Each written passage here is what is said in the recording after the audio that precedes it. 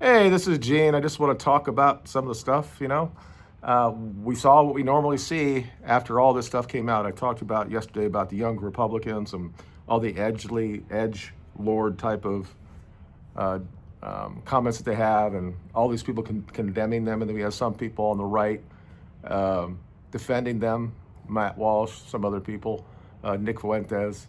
Um, uh, David Smith. There were enough people that came out and supported it. But as I said before, we find out more about what it really means to be in charge of everything. Now, Matt Walsh works under Ben Shapiro, and the topic of this video is about him and his female energy and how he likes to cancel everybody that doesn't agree with him, especially when it comes to Israel. Um, and he's done this forever. Scott Adams, the creator of Dilbert, he wanted to cancel him because he said racist things because he just said, I don't want to be around black people, which is just really a preference. It's not really a racial thing. It's like, it's something you notice and says, I don't want to be in an area that's dominated by black people. That's just like, it's just being vigilant, right? Right now, in how it is in the United States, that's probably is a common occurrence. That's why a lot of white people have left where in the cities and even some of the suburbans, they're going further and further out. And you see that in England as well, where the migrants are congregated.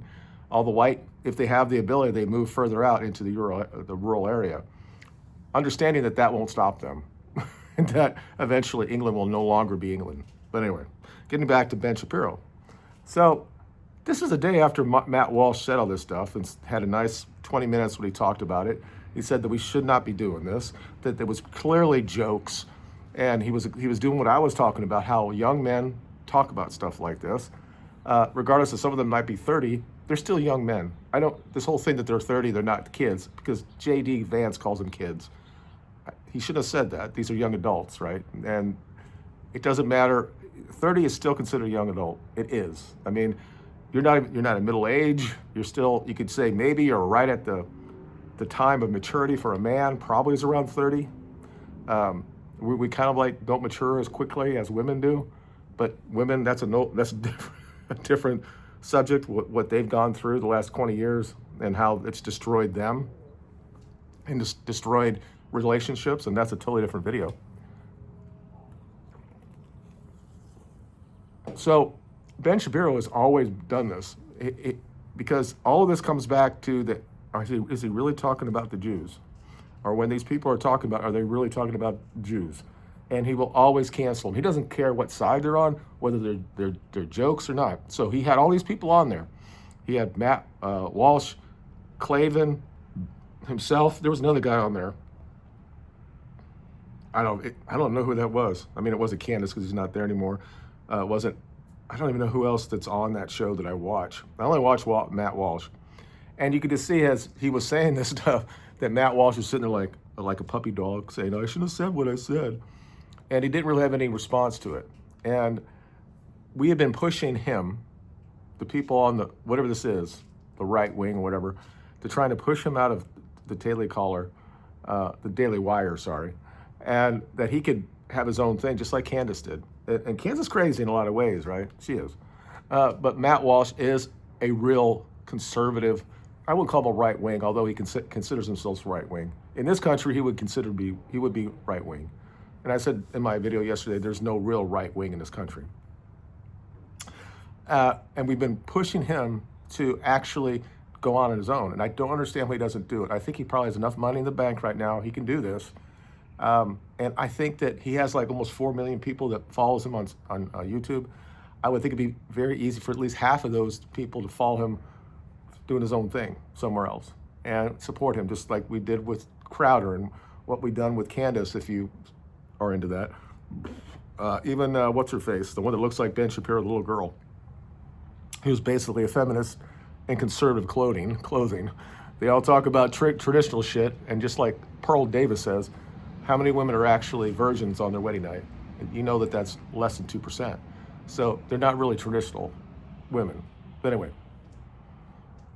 So he's basically given them the right hack and, low, passive aggressive type shit. and just looking at these guys sitting there looking there and taking it. And I'm hoping that Matt will respond to that today. I'm sure he's getting people online is giving him shit. I'm sure Nick Fuentes is giving him shit. I'm sure other people giving him shit. And they should. He should have stood up for himself and said, look, you can say whatever you want to say. Because for years, he's defended Ben Shapiro. He says, Ben lets me say anything I want to say until you talk about the Jews. Right. Now, he talks about Israel, and we should never be in a war with Israel. They should not be basically guiding us to war. But this was going too far because these were people mostly on their side saying that some said, gas chambers and I like Hitler. And you look at the full context, and it's just these guys just getting rise out of other people. And people with common sense know this. And J.D. Vance said about it. He didn't say it exactly how I would have said it, call them kids. But it's a part of how they're trying to take away what really is masculine. When we can just shame the other all the time, and then you get what happens the next day. We're in the false foxhole with him and defending him, but it doesn't matter what color they are, even if they're gay or not, it doesn't fucking matter. We're going to defend them because they're our brothers, right? You can talk so much shit to them. You can do it on like when I play basketball with guys all the time, they call me shit, honky, cracker on the field, and I used the N-word, absolutely did when I was young.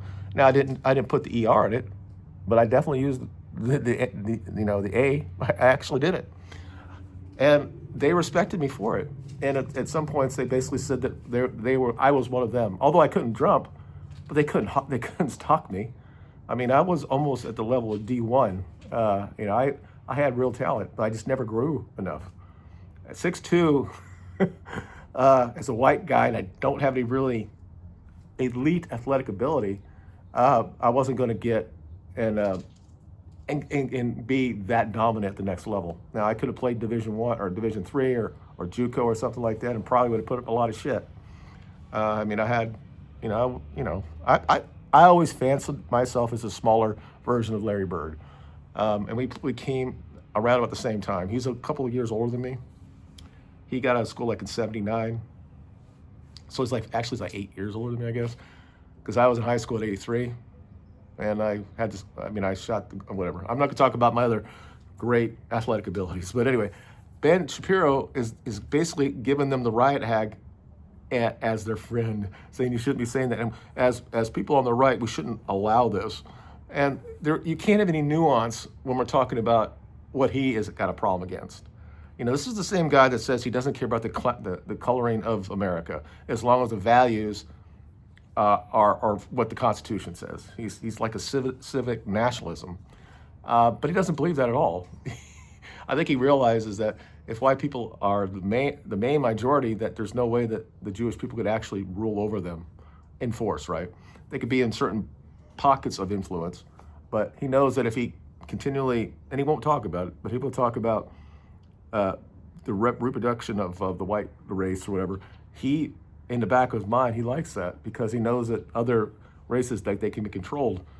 And he'll think probably by their higher IQ. Now, again, normal Semites are not any higher when it comes to white people in the United States. It's the very small group of them that look like us somehow and have the higher IQ, have a higher deviation above a normal Semite.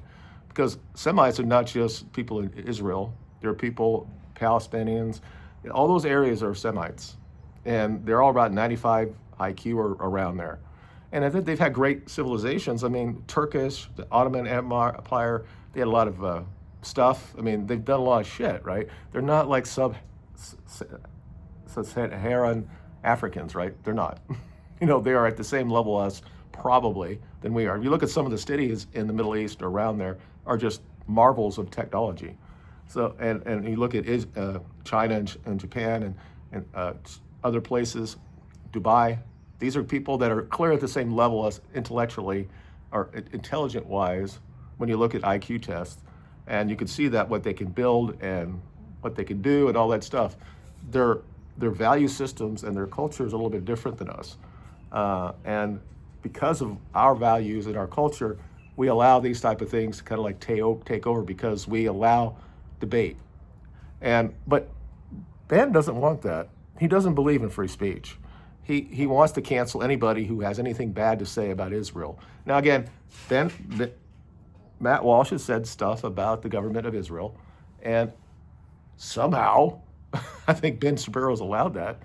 But it's not something like we're going to go in and overthrow Israel because we know that Israel's doing stuff. And the reason that's killing people all the time, that there's never going to be this thing that Matt Walsh will come out and say, you know what, we need regime change in Israel because they're run by a dictator at this point, and we need to do it. We do it anywhere else in the Arab world, but not for Israel. And he doesn't want to admit that the influence that they have in this country, in the West in general, and that they started World War II. They were part of the reasons why World War I happened. And then people, it's like Gronk the other day, I told you about Myron Gaines, and he had said, I can't believe this guy's talked about Hitler and how they like Hitler and all that stuff. And then Myron Gaines came back and said, well, there's a reason why we like Hitler. He saved Germany. And some of the other things he said, right? And then Gronk comes back and says, he didn't save Germany, and he was involved of killing 7 million Germans and the Holocaust. And I'm like, okay. Then you know that this AI stuff that can be, there is no any unbiased thing when it comes to that. Before they went back and had to reprogram it, Gronk was actually talking about Hitler and actually putting him in a favorable light. And when you go online, and he said that Myron Gaines said that, well, he had black soldiers in his army, and he had Jewish people in their army, and he had people that were Jewish on his staff, and these things are all 100% true. But apparently that the Nazis had a problem with mixed race people. Well, even today people have issues with that. But the only people that get in trouble with that are people that are white and that talk about it. Ask a Jewish person if he cares that his country is all ethnically Jewish. Why are they knocking out people that want to come in and immigrate to Israel legally, but they don't want them because they don't want them to interbreed with Jews? Same with Japanese people. Same with a lot of people on the African continent. But if it's a white Western person, we have to say that's wrong. Because, of course, multiculturalism is great, and diversity is our strength. No, you're right. Diversity is our strength when we're talking about ideas and opinions. But when you destroy what the native population was and how they built the United States, and then you just put people that will not assimilate to the West or the values of the Constitution, then you're going to have a lot of problems. So it doesn't become a strength. And then these elitists talk about, well, what about the food and the color and the vibrancy of these different cultures? And I'm like, yeah, that's all great in moderation. It should not take over the entire country. And like I said, we live in a very big country in the United States, 350 million people, probably over around 400 million, because I think there's probably in a neighborhood of 50 million here that's here illegally.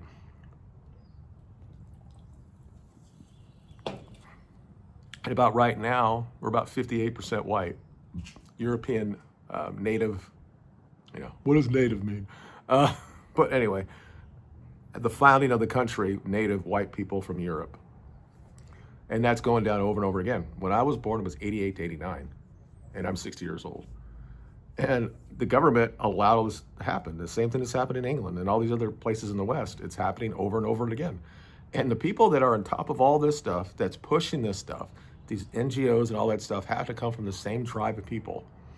And then when people start noticing, then all of a sudden, figureheads, speakers like Ben Shapiro has to come out and say, no, I don't care if everybody in the country is black. I don't care. But I won't live in that area, though. I'll be somewhere out here. But that's fine, as long as they're values. I'm like, okay. But you wouldn't say the same thing if you were in Israel. You would not say it. And this idea that we have codified in our laws and policies that even talking about it, say that you might have dual loyalty between Israel and the United States, that is somehow anti-Semitic and wrong. Where every other country would say the same thing. In order for you to be a citizen of that country, if you're coming from somewhere else to become in the United States, you should somewhat have a vow to the country that you're going to be a citizen of. In our country, because we're so virtuous, it's like we don't really care. You can have 5 different citizenships. You can be in Congress and be on APAC and always talk about Israel and very, very talk about the people that you live with, apparently, because most people do not live in the districts that they support, unless they have Jewish people there. And then they talk about stuff like that. And then somebody starts noticing, we have the internet now, and we know people is understanding this. And it's really apparent for the young generation, the men especially. You get, and Ben Shapiro knows this, he's a gatekeeper of this. I mean, when I started watching stuff, I was watching him. And then I started watching guys that were responding to him, and I'm like, why have they upset him? And it kind of got me over to this side. I mean, the far right radicals, who are not really right wing. I mean, Richard Spencer is a leftist, but he believes in identitarian politics, right? And a lot of people, I mean, they talk about the horseshoe theory, and my son talks about that all the time when we have these conversations. So we have this. They grew up with the internet. They can go on the dark web. They can find other Google search engines that will not just push out the mainstream stuff. They'll look into other things. And when you start doing that, and I did this before they really shut down the internet. I did this right after my stroke, and I started going down and realizing, holy shit, all that I thought about was it now at least questionable, right? And so I'm like, let me think more about this. And I started listening to other people, and then other people became more prevalent, and then they tried to stop it down. And that's when, after Trump got elected, they tried to stop all this stuff down. The right wing was starting to rise up. And if there really was a right wing, like I said, the people that ran these stuff were all lefties for the most part. But once you go down the rabbit hole, and you got Drolls, you got that Chipsy, whatever his name is, a former kick spot or Muay Thai fighter, who just gets on TikTok, whatever, and just says the N-word all the time. That's not relative now, or relevant. That's just a troller, and he's been in prison before. He's not somebody you should look at. But we have figures like Nick Fuentes, Vincent James, people that are level-headed. Some can be trollist, but level-headed. But again, these guys are not really right-wing. There is what we're get through now is that people are not really identifying either right-wing or left-wing or Republican and Democrat. It's there's a very good possibility that may no longer be how we look at people in the future. So you have these young men and they start researching and they listen to people like Charlie Kirk, and they get more into faith and what that really means, and what people have downplayed what the Crusaders did, saying that was all like racist for what they did. But without those type of people, the lineage, when I talk about people from England and these people like Gary Neville, that I'm sure that there were people back in the 1300s, 1400s, 1500s, 1600s, that he can trace back his people back to that these people saved Europe, all right? It would have been a totally different place right now, and it would be something we would not even recognize. Who knows what it would look like? And their thing is totally different now. They don't need to do that anymore. They don't have to really have a war. They just breed them out of existence. And I talked about that yesterday. So these guys are already, and like I said, they grew up with the internet. They're not being stopped from doing that stuff. So they get on these chat groups and they started saying shit, and they say edgy shit. And then older people, they talk about the boomers, they just watch Fox News. Now, I'm not a boomer, but I'm close enough to it. I don't watch Fox News. I do exactly what the young men do. I go and I look at this stuff, and I think it's kind of funny, because it's been pushed down every day, every year. Just do yourself a look. Just go out and produce every movie that's come out the last 20 years, 30 years, 40 years, and see how many are related or indirectly related to the Holocaust. And you would be shocked how many there are. I would say in the neighborhood of 1,000. And either you might be something, it could be just something indirect. We're talking about I'm in France during this time or whatever, and all of a sudden it'll come up. Oh, you know what's going on in Germany? Nobody wants to talk about it. It all comes up because they run Hollywood and they continually push this stuff. And we already know this has happened.